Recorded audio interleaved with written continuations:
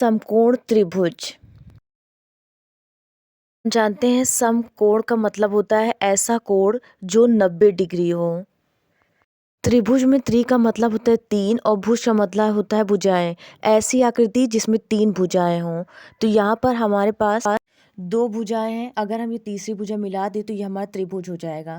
तो ऐसा त्रिभुज जिसका एक कोण 90 डिग्री हो उसे हम समकोण त्रिभुज कहते हैं। हम जानते हैं कि त्रिभुज के तीनों कोणों का योग 180 होता है। अगर हम इसे ए, बी और सी नेमिंग कर दें तो यहाँ पर कोण ए, कोण बी और कोण सी तीनों का योग 180 डिग्री होगा।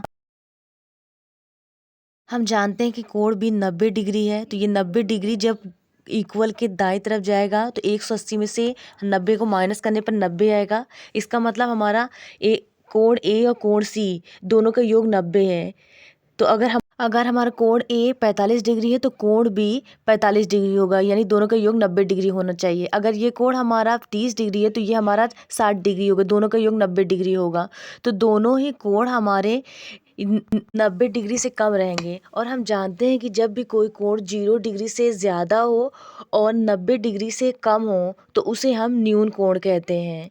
तो इस तरह हमारे समकोण त्रिभुज में एक कोण 90 डिग्री होता है यानी समकोण होता है, और 2 कोण हमारे न्यून कोण होते हैं। 2 न्यून कोण और एक समकोण हमारा समकोण त्रिभुज बनाता है।